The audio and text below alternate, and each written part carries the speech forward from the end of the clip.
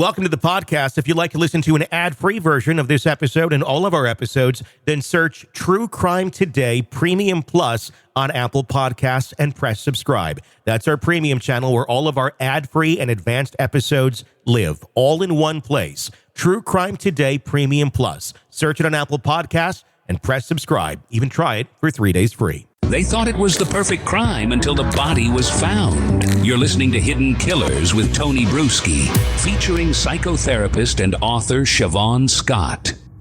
The Delphi trial, if all stays on track, it is starting the 14th of October, which would be the week that this is airing. Or if you're listening to us or watching us in advance, it's next week. This is a trial that we've been covering for quite some time. It's a trial that's been filled with twists and turns and surprises along the way. A lot of, rather, I would say, convenient pit holes or potholes that have popped up for the defense that seem to have been basically put there by the prosecution. And here's another one. This is brand new to the case. As we're getting ready to go to trial, one of the defense's key witnesses also happens to be the only officer that has gone the other way on this case and spoke about Odinism, investigated the Odinism theory, said there's probably something to do with this, who was going to testify in the trial and still might, Todd Click. He's been arrested just in time to discredit him for the trial. The charges against him, and we don't know all the details, but it sounds like somewhat of a paperwork charge. Arrested for forging documents and falsifying information in his role as a DCS family case manager. Nothing to do with the case, but they seem to have found something right before to discredit involving children as well. Siobhan Scott, psychotherapist and author, joining me to discuss. There's no such thing as coincidences. What's your thoughts on this?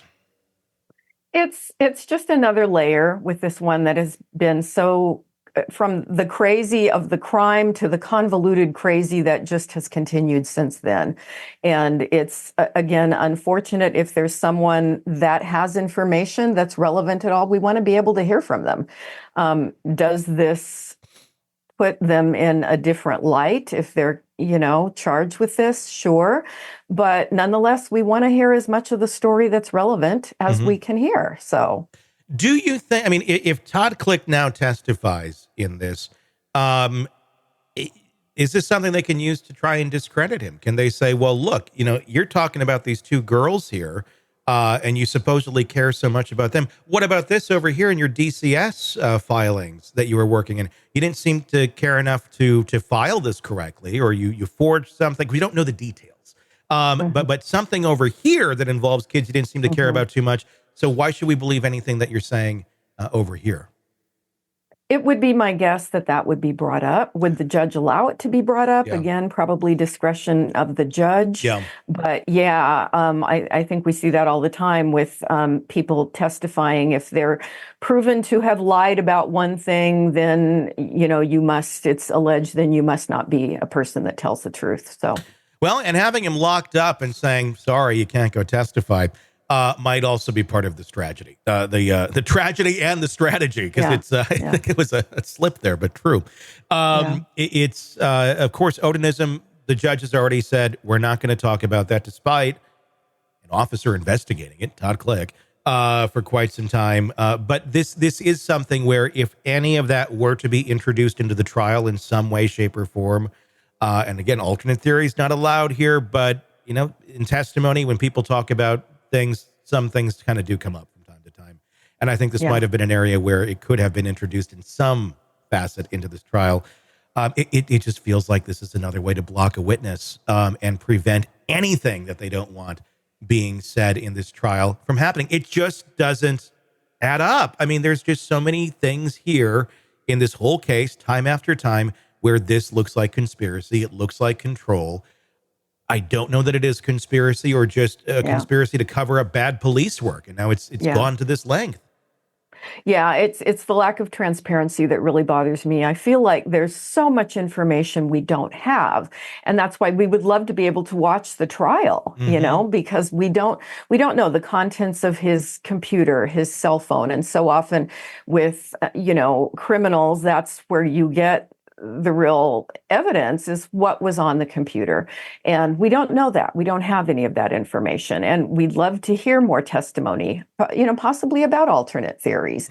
But it's at this point, it feels like it's happening in a very hidden way. And that just feeds the sense that there's a conspiracy. The more that they try to hide, the more people take off and speculate. So. No, I mean, it certainly does. And it's disturbing to see where this might be going and just the miscarriage of justice on this whole damn case. We want to get to the truth. We want to find the answers. And why it feels that is the opposite of what the Delphi court system wants to have done. And Judge Gull just doesn't make any sense to me. It just doesn't add up over and over and over again.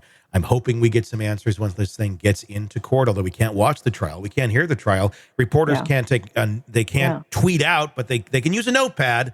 So maybe we're going to be all shocked here. Maybe we're going to find some evidence out that, okay, Richard Allen really is the guy, and this is why they've been so hard pressed on it. I just don't know that that's going to happen. Yeah, I think the more transparency, the better. And it's not going in that direction. Yeah, I have so many questions about his mental health. We know he's become grossly psychotic in prison. Did he have any history of that before? What kind of treatment did he have for mental health problems? Because when you look at the veracity of, they're talking about all these confessions he's made. Well, if he's psychotic, those confessions don't really count for anything because people psychotic are hallucinating and delusional, and so it's meaningless. But we don't have that information either, so. If you're eating your own poo, can you be deemed psychotic at that point? Is that pretty much like a no-brainer? Well, that's a no-brainer. Yeah, okay. That's pretty grossly psychotic. Okay. Severe. Well, that's where he was. So yeah, it'll be interesting to see how this is all framed in court. Just another bizarre twist in this story. Welcome to the podcast. If you'd like to listen to an ad-free version of this episode and all of our episodes, then search True Crime Today Premium Plus on Apple Podcasts and press subscribe. That's our premium channel where all of our ad-free and advanced episodes live, all in one place. True Crime Today Premium Plus. Search it on Apple Podcasts and press subscribe. Even try it for 3 days free. You're neck deep in a dark, twisted tale, and just as the tension peaks, bam, a commercial about some miracle diet pill breaks the spell. It's like finding a fly in your soup after the first bite. But here's the fix. True Crime Today Premium Plus on Apple Podcasts. You get to enjoy your crime stories without the junk. Ad-free episodes, extended interviews that go beyond the surface, and early access to all the gruesome details. It's like swapping out a can of cheap beer for a glass of fine whiskey. So search for True Crime Today Premium Plus on Apple Podcasts. Subscribe and keep the darkness flowing uninterrupted.